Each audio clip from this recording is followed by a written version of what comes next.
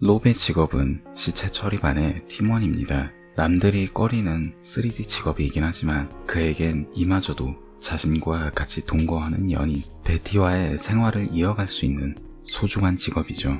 오늘의 작업은 교통사고 현장으로 출동이네요. 장비로 차를 절단하고 시신을 수습하는 일은 분명 보통 사람들에겐 고역일 겁니다. 하지만 그가 이 일을 좋아하는 이유는 따로 있습니다.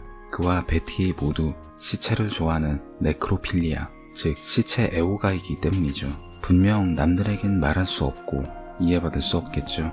애초에 변태 성욕 중에 하나인데 이걸 이해할 수 있다면 거의 살아있는 보살이 아닐까 싶네요. 그러던 어느 날 롭은 자신들의 동료들 몰래 시신 하나를 몰래 집으로 가져오게 됩니다. 이미 부패가 상당한 시신을 어루만지며 흡족한 미소를 짓는 두 사람. 이쯤 되면 그냥 이해를 포기하는 게 빠르겠죠. 시체를 가지고 자신들만의 해피타임을 갖는 그들. 하지만 그런 나날도 아주 잠시 롭이 해고를 당하게 됩니다. 이로 인해 베티는 롭에게 크게 화를 내죠. 롭이 직장에서 일을 하지 못하게 되면 이제 더 이상 그들을 위한 시체 조각은 가져올 수 없으니까요. 결국 베티는 롭을 떠나버립니다. 그런데 이런 롭이 가져온 시체마저 가져가 버렸네요. 결국 이로 인한 심한 상실감을 느끼는 롭. 이제 롭은 자신의 쾌락을 위한 새로운 방법을 찾아다닙니다. 영화 네크로맨틱은 요르그 뷰테게라이트 감독의 필모에서 대표작 중 하나로 손꼽히는 영화입니다.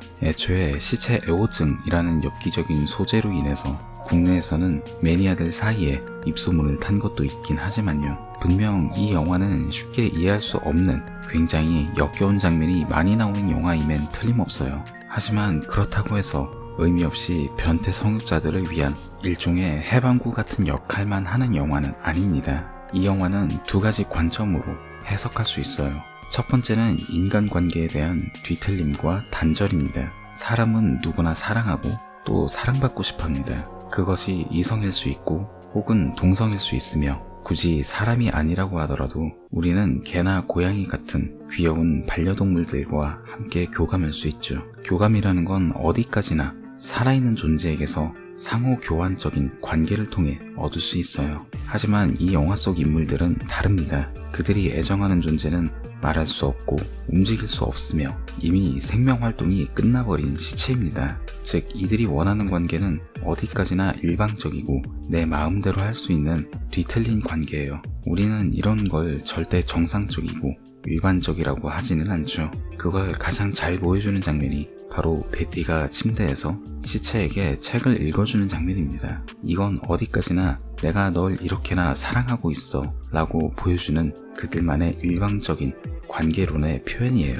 그리고 그들에겐 이러한 관계만이 편안함을 가져다 줍니다. 베티가 자신을 떠나자 롭은 괴로움을 잊기 위해서 술을 마시거나 공포영화를 보기도 합니다. 성욕을 해결하기 위해 매춘부를 만나는 장면은 상당히 의미심장한 장면이에요.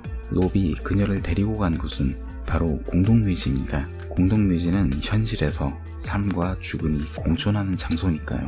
이건 롭이 살아있는 사람에게서조차 이전에 자신이 하던 대로 일방적인 관계성을 원한다는 걸 암시하고 있습니다. 두 번째 관점은 바로 삶과 죽음에 대한 것이에요. 영화는 맨 처음 시작 시에 이런 질문을 던집니다. 타인의 죽음으로 살지 않는 삶은 어떠한 삶인가? 소재가 소재이니만큼 이 영화에는 죽음이 가득합니다. 시작부터 교통사고로 죽는 한 연인의 모습을 보여주죠. 하지만 아이러니하게도 이러한 사람들이 존재하기에 롭이 직장을 가지고 자신의 삶을 영위할 수 있죠.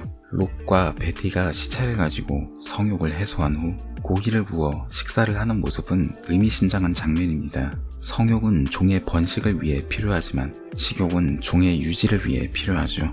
애초에 고기를 먹는 행위 자체도 엄밀히 따지고 보면 다른 생명의 죽음으로 삶을 이어가는 행위니까요. 결과적으로 이들이 죽음을 사랑하는 행위는 어찌 보면 이 영화 내에서는 자연스러운 일일지도 모릅니다. 그리고 이런 모습을 롭이 꿈속에서 어느 여인과 함께 시체를 가지고 노는 장면으로 표현한 것으로 보여요. 마지막 롭의 자살과 함께 도살되었던 토끼의 영상이 다시 역주행되면서 살아나는 장면은 이러한 삶과 죽음의 사이클이 다시 한번 돌아감을 의미합니다. 소재와 장면 때문에 누군가에게 권하기 어렵고 심지어 이 영화를 봤다고 말하기도 참 어려운 영화입니다. 그렇다고 무조건적으로 더럽고 역겹다고 말하기도 애매하죠. 감독 나름의 철학이 녹아있는 영화라는 걸 제 나름대로 풀어내고 싶었음을 알리면서 저는 이만 오늘의 가이드 마치겠습니다. 이상 가이드 B였습니다. 감사합니다.